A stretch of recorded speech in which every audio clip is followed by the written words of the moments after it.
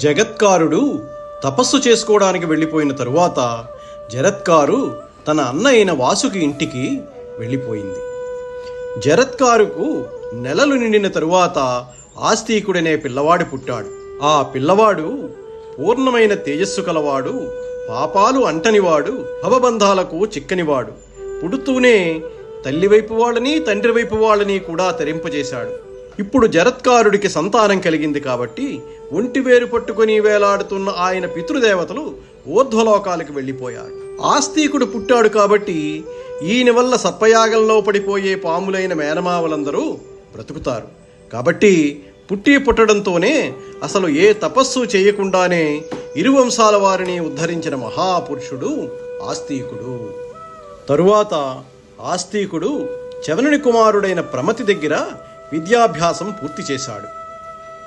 ఇంతకు మునుపు మనం ఉదంకుడు జనమేజయ మహారాజు వద్దకు వెళ్ళడం, సర్పయాగం చేయమని ప్రేరేపించటం, దానికి జనమేజయుడు అంగీకరించి సర్పయాగం చేయాలని సంకల్పించడం జరిగిందని మనం చెప్పుకున్నాం. ఇప్పుడు జనమేజయుడు తన మంత్రులను పిలిపించి తన తండ్రి పరీక్షిత్తు మరణానికి కారణాలేంటని అడిగాడు. అప్పుడు ఆ మంత్రులు ఈ విధంగా చెప్పారు. అర్జునుని కుమారుడైన అభిమన్యుడికి విరాటరాజు కుమార్తె అయిన ఉత్తరకి జన్మించినవాడే మీ తండ్రి పరీక్షన్ మహారాజు. ఆయన ప్రజలంతా ధర్మార్థకామ మోక్షాలనే పురుషార్థాలను అతిక్రమించకుండా ఉండేటట్లు అన్ని జాగ్రత్తలు తీసుకుంటూ పరిపాలించేవాడు. అభిమన్యుడు కురుక్షేత్ర సంగ్రామంలో మరణించాడు. అప్పటికే ఉత్తర గర్భవతి. అశ్వత్థామ గర్భస్థ శిశువును సంహరించేందుకు బ్రహ్మాస్త్రాన్ని ప్రయోగించాడు. శ్రీకృష్ణుడు ఆ బ్రహ్మాస్త్రాన్ని తన చక్రాయుధంతో అడ్డుకొని శిశువుని రక్షించి కౌరవ వంశాన్ని నిలబెట్టాడు. అటు పిమ్మట ఉత్తరకు పరీక్షిత్తు పుట్టాడు. పరీక్షిత్తు తండ్రి అభిమన్యుడు, అభిమన్యుడి తండ్రి అర్జునుడు, అర్జునుడి తండ్రి పాండురాజు. ఈ విధంగా పాండురాజు పరీక్షిత్తుకు ముత్తాతవుతాడు. తన ముత్తాత వలె పరీక్షిత్తుకు కూడా వేట అంటే ఆసక్తి ఎక్కువ. ఒకనాడు వేటకి వెళ్ళిన పరీక్షిత్తు దప్పికతో బాధపడుతూ సమీకుడనే ముని ఆశ్రమంలో ప్రవేశించాడు. అప్పుడు ఆ మునిశ్రేష్ఠుడు తపస్సమాధిలో ఉన్నాడు. పరీక్షిత్తు ఆ మునిని మంచినీరివ్వమని కోరడం జరిగింది. సమాధిలో ఉన్న సమీకునికి ఆ మాటలు వినిపించలేదు.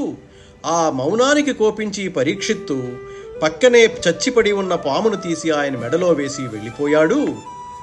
సమీకుని పుత్రుడైన శృంగి తన తండ్రి మెడలో వేలాడుతూ పడి ఉన్న చచ్చిన పామును చూసి కోపించి ఆ చచ్చిన పామును వేసిన పరీక్షిత్తును అటి నుండి 7 రోజుల లోపుగా తక్షకుడనే సర్పరాజు విషం చేత మరణించుగాక అని శపించాడు.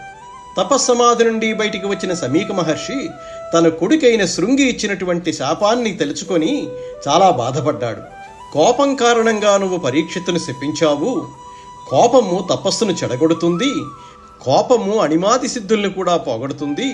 ధర్మకార్యాలన్నీ కోపం వలననే నాశనమైపోతాయి. కాబట్టి తపస్సు చేసుకునే మునికి కోపమే పరమశత్రువు. ఓర్పు లేని తపస్వి, ధర్మం తప్పిన రాజు పగిలిపోయిన కుండలోని నీరు వలె స్థిరంగా ఉండవు.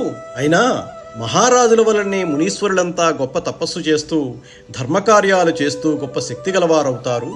అటువంటి రాజుపైన కోపంతో కీడు చేశావు. ఎంతకన్నా పాపం మరొకటి ఉండదు. అదీకాక పరీక్షన్ మహారాజు అందరి రాజుల వంటి వాడు కాదు. సర్వ భూమండలాన్ని రక్షించే రాజును నీ క్షణికమైన కోపం చేత ముందు వెనుక ఆలోచించకుండా ఘోరమైన శాపం ఇచ్చావు. రాజులు క్షత్రియ కులానికి చెందినవారై బ్రాహ్మణ, క్షత్రియ, వైశ్య, శూద్రులనే 4 వర్ణాల వారు తమ ధర్మాలను తప్పకుండా ఉండేటట్లుగా కాపాడుతూ ఉంటారు. ఈ విషయంలో మాంధాత, శ్రీరాముడు, రఘుమహారాజు వంటి వారు కూడా పరీక్షిత్తుకు సరితోగరు. అటువంటి పరీక్షిత్తు నాకు చేసిన అవమానాన్నైనా సహిస్తాను గాని నువ్వు ఇచ్చిన శాపాన్ని మాత్రం సహించలేను అన్నాడు. తండ్రి బాధతో మాట్లాడిన మాటలన్నీ విన్న శృంగి కోపంతో అనాల్సిందేదో ఇప్పటికే అనేశాను. ఈపాటికే తక్షకుడు తన పని తాను చేసుకుపోయే ప్రయత్నంలో ఉంటాడు. కాబట్టి నా మాట వ్యర్థం కాదు అన్నాడు. శృంగి మాటలు విన్న సమీకుడు వెంటనే తన శిష్యుడైన గౌరముఖుడిని పిలిచి తక్షకుని వల్ల తనకు జరగబోయే ప్రమాదాన్నంతా తెలియజేయమని చెప్పాడు.